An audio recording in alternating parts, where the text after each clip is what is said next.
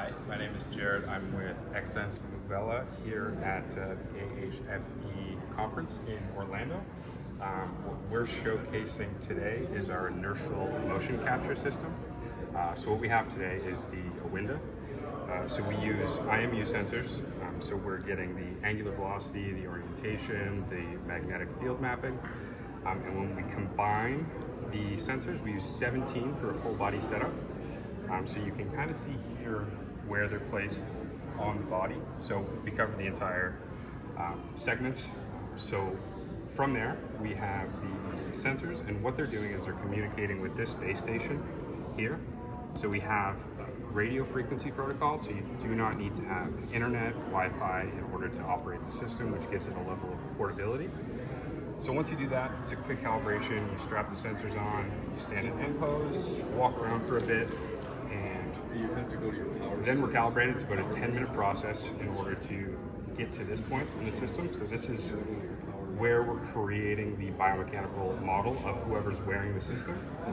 So you can see this is a pre-recorded video. So this is actually somebody in the suit. This was for an ergonomic use case. So there's some funny movements going on.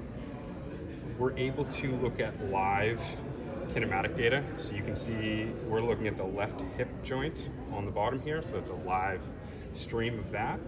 And over here, this is the list of all the joint angles you get. So a total of 23 joint angles, center of mass.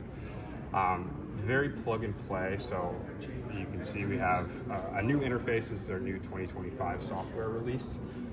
So very smooth process. Tons of exporting options into whether you use MATLAB, you use Unity, Unreal, Siemens Process Simulate. Tons of options in that sense.